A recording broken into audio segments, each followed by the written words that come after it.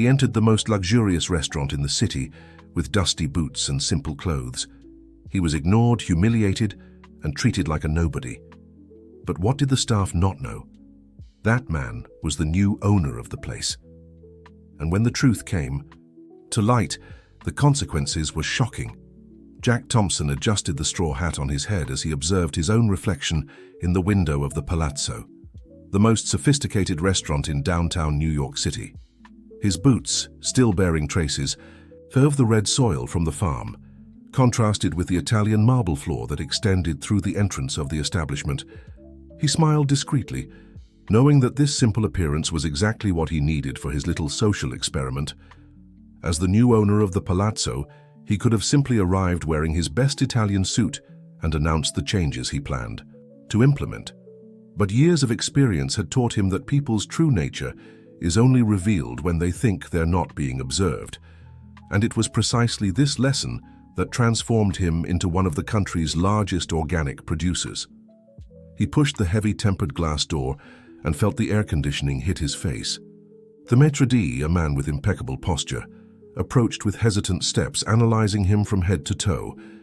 "May I help you, sir?" he asked in a tone that suggested exactly the opposite.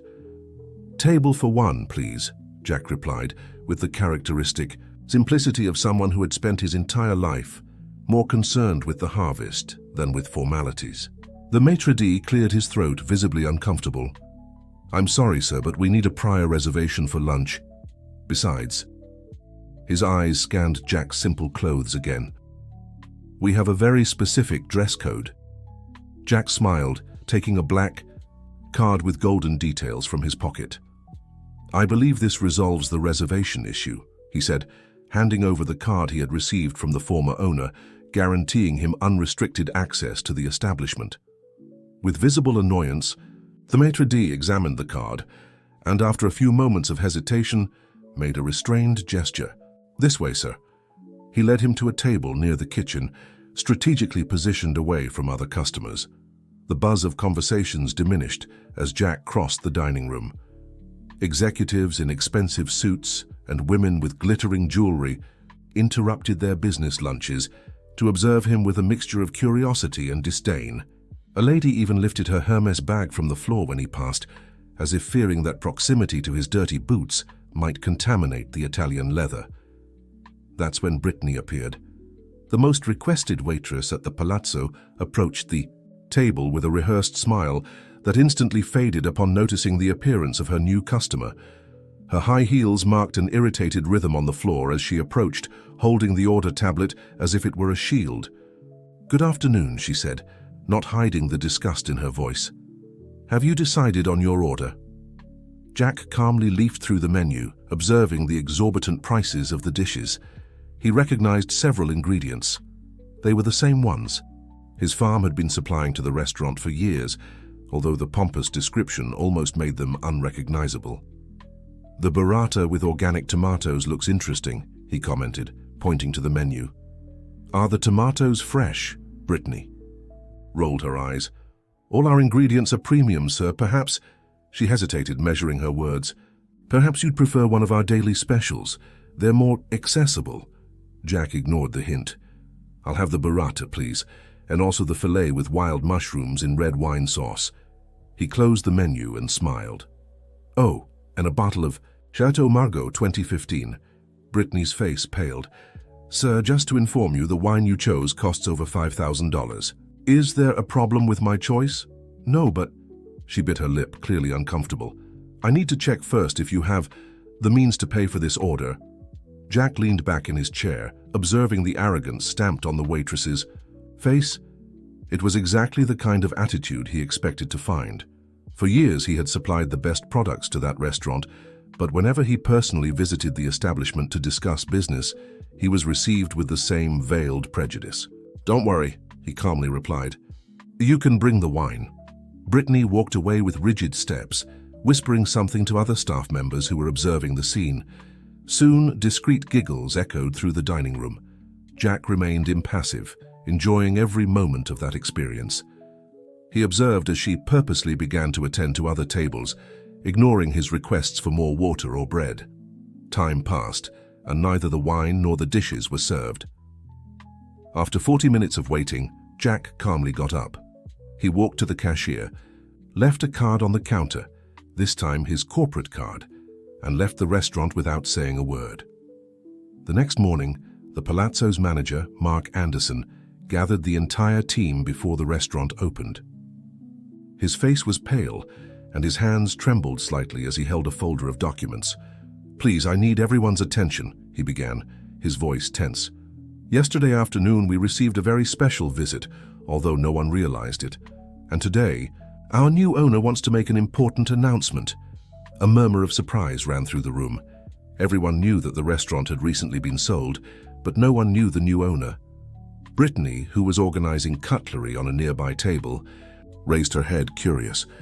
The office doors opened and Jack emerged, now wearing a tailored suit that enhanced his imposing posture. The silence that followed was deafening. Brittany dropped the fork she was holding, the metallic sound echoing through the empty room.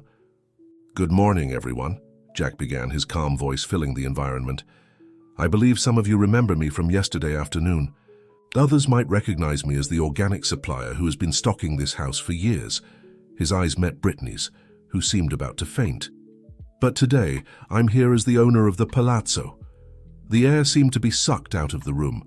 Employees exchanged nervous glances, and Brittany leaned on a nearby chair, her legs wobbly. Jack continued, his voice maintaining the same serene tone. "For years I supplied the best products to this restaurant, but I always noticed a disconnect between the quality of what we serve and how we treat people. Yesterday, I decided to test that theory personally." He paused significantly, and unfortunately, my suspicions were confirmed. If this story interested you, don't forget to subscribe to our channel and give a like. Tell us which city you're watching us from. We continue. The silence in the Palazzo's dining room was so dense that one could hear the clinking of cutlery being organized in the kitchen. Jack remained standing, his presence commanding all attention in the room. His eyes scanned each face present, lingering for a moment on Brittany, who was still trying to process the revelation. "Changes begin today," he announced, walking between the impeccably arranged tables. "The Palazzo has always been known for its culinary excellence, but true excellence goes beyond what we serve on the plates. It's in how we treat each person who crosses that door." Brittany felt her stomach churn, her hands normally steady when serving the most expensive wine glasses now visibly shook. She remembered every acid word, every look of contempt she had, directed at the simple man who now revealed himself to be her boss. "Miss Brittany," Jack called, his voice calm but firm. "Could you accompany me to the office, please?" The journey to the office seemed endless. Each step of Brittany's high heels echoed like a sentence. When the door closed behind them, she expected an immediate dismissal, but what came next caught her completely by surprise. "I have a proposal for you," said Jack, sitting behind the mahogany desk. "Instead of a dismissal, which would be the most obvious path, I want to offer you a learning opportunity." Brittany blinked, confused. "What do you mean?" "1 month on my farm," he explained, a small smile forming at the corner of his lips. "Working on the land, getting to know the origin of each ingredient you serve here with so much disdain. The choice is yours. Accept this challenge or look for another. Job?" The proposal hit Brittany like a slap. Work on the farm. She who had spent years building her reputation in the best restaurants in the city.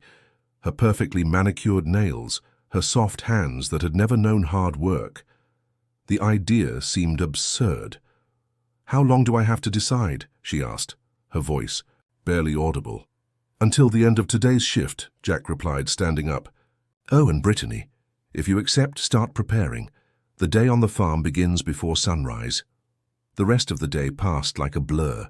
Brittany served her tables automatically, her mind a whirlwind of thoughts. The news of the new owner's arrival was already circulating among regular customers, and she could feel the curious glances and whispered comments.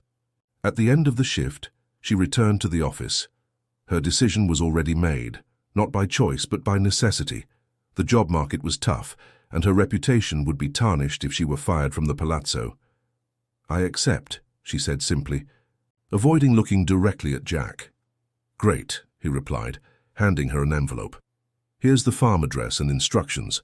I'll expect you Monday at 5 a.m. The following week was a trial.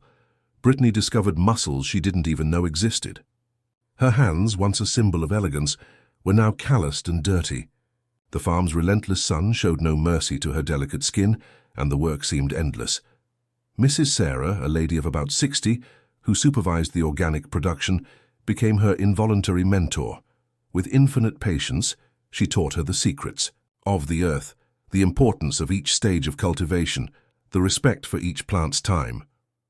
"Look at these tomatoes," Mrs. Sarah explained, showing a plant loaded with bright red fruits. "They're the same ones you serve at the restaurant with." That fancy French name. But before they get there, they need months of care, the right amount of water, protection against pests. Each one of them is the result of a lot of love and dedication. The lady's words made Brittany reflect on her attitudes at the restaurant. How many times had she despised the work behind each ingredient? How many times had she measured people's value by the clothes they wore, the perfume they used? In her rest hours, Brittany began to explore the farm's administrative headquarters, more out of curiosity than real interest. It was during one of these explorations that she found something disturbing. In a forgotten folder on a desk, restaurant documents revealed alarming discrepancies in the numbers: inflated contracts, ghost suppliers, duplicate invoices, a complex scheme that still operated in the shadows of the palazzo.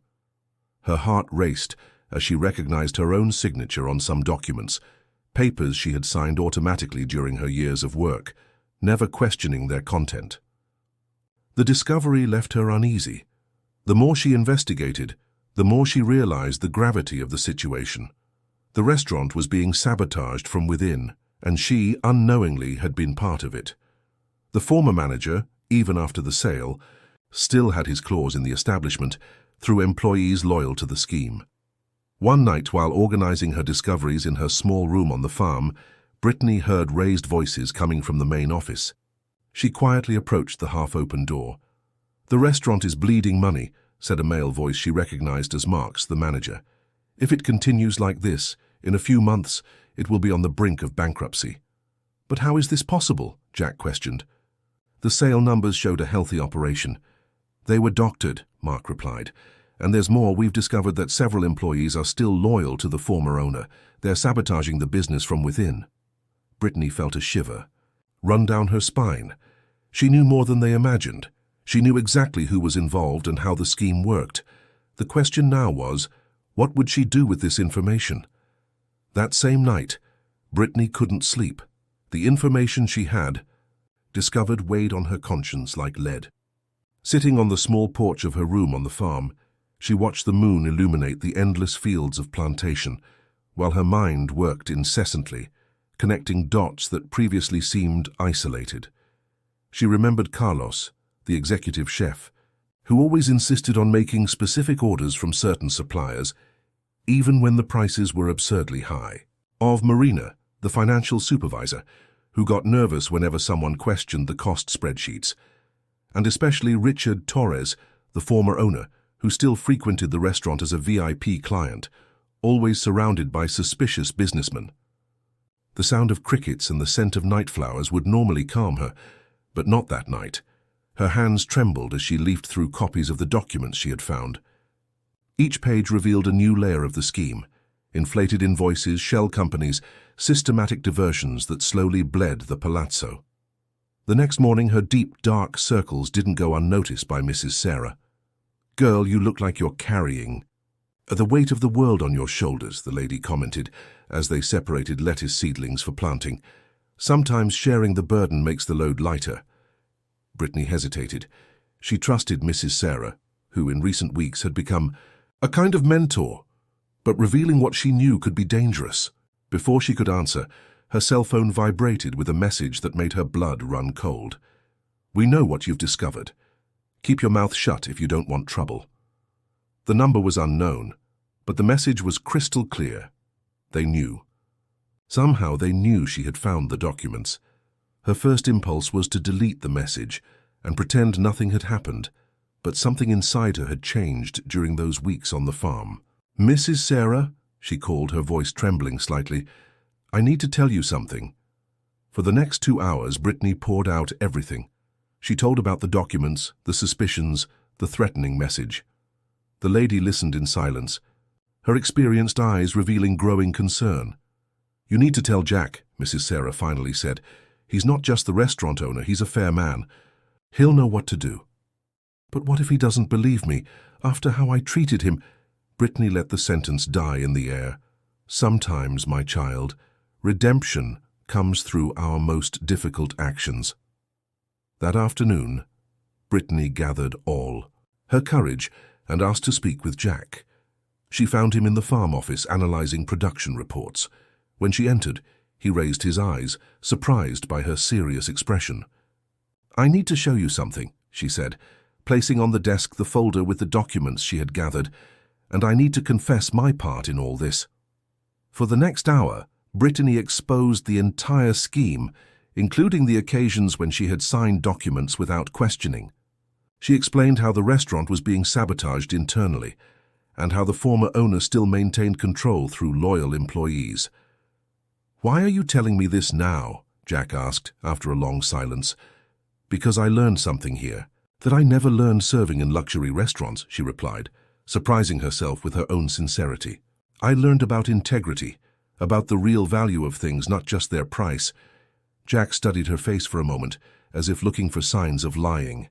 Then he picked up his cell phone and made a quick call. "Mark, cancel all my appointments. For the next few days, we have a situation that needs full attention." The following days were intense. Jack assembled a small team of trust to investigate every detail of Brittany's discoveries. Each document was analyzed, each transaction traced. The puzzle began to form, revealing an even bigger scheme than they had imagined. But the conspirators weren't idle either. The threats to Brittany intensified. Notes appeared in unlikely places. Increasingly aggressive messages arrived on her cell phone. One night, returning to her room on the farm, she found her door broken into and her things ransacked.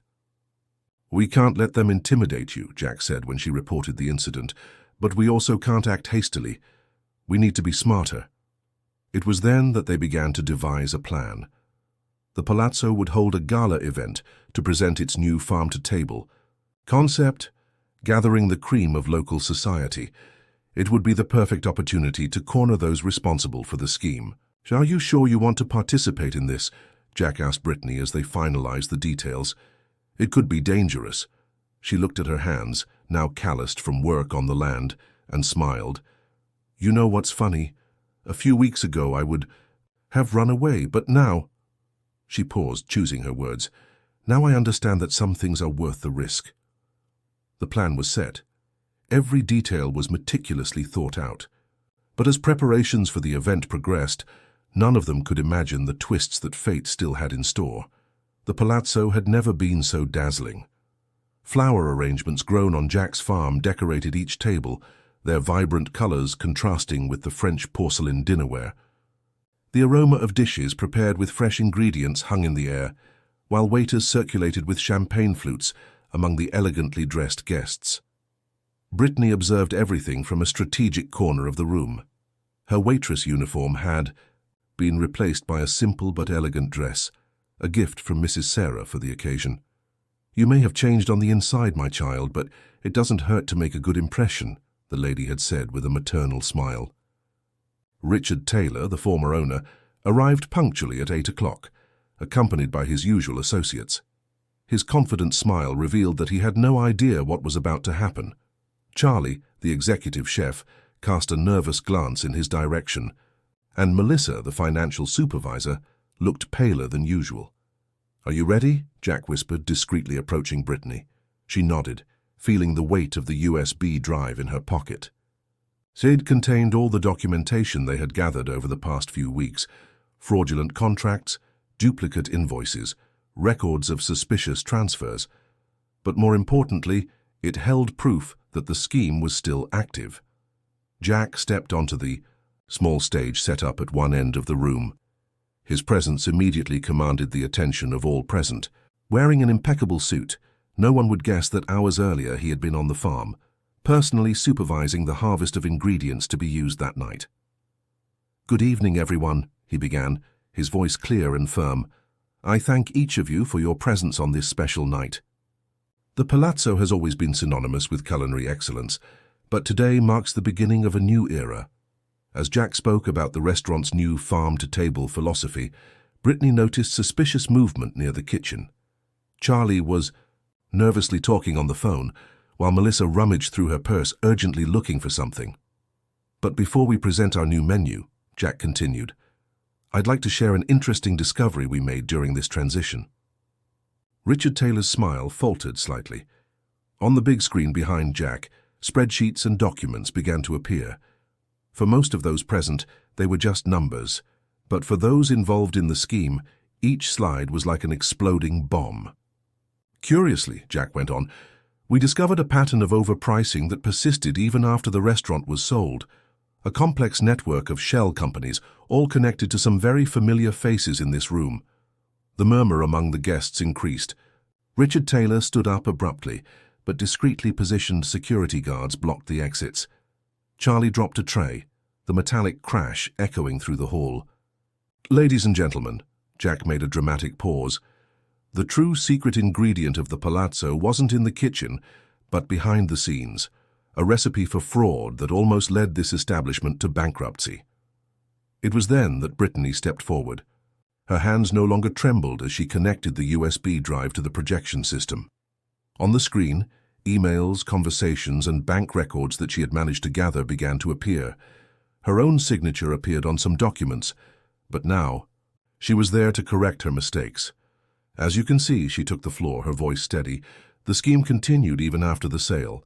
But unlike the ingredients we serve here, some things don't improve with time, they just rot." Richard Taylor tried to speak up, but the evidence was irrefutable. When the relevant authorities, discreetly positioned among the guests, began to move, he seemed to shrink in his chair. Charlie and Melissa were quickly isolated, while other involved employees tried unsuccessfully to blend in with the guests. The rest of the night passed in a blur.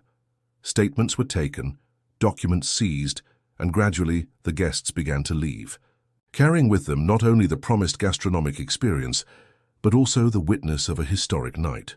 Hours later, when the last guest had departed, Brittany found Jack on the restaurant's veranda, observing the city lights. "What happens now?" she asked, stopping beside him. "Now?" he smiled. "Now we really begin. The restaurant needs to be restructured, new employees need to be trained." He paused, turning to her. "Unless you want to go back to being a waitress." Brittany laughed, a genuine sound that surprised even herself. "Actually, I have other plans." Her eyes shone with new determination. "I learned a lot about agricultural management these weeks. Mrs. Sarah said there's a piece of land that's not being used, and I thought maybe—" "You want to start your own production?" Jack completed, surprised. "Small at first," she explained. "But who knows? I learned that the best things grow from small seeds." Jack extended his hand, a formal gesture that carried new respect. "In that case, I think the Palazzo just found another trusted supplier." Brittany shook his hand, feeling the texture of the calluses they now shared, marks of honest work that had transformed not only their hands, but their souls. The sun began to rise on the horizon, painting the sky with shades of pink and orange. It was a new day, a new beginning, and this time Brittany knew exactly where she was stepping, on solid ground. Dear listeners, we hope that Jack and Brittany's story has touched your hearts. To continue this journey of transformation and discovery, we've prepared a special playlist with equally moving stories. Find it here, clicking to your left. If this narrative resonated with you, don't forget to subscribe to our channel and leave your like on the video.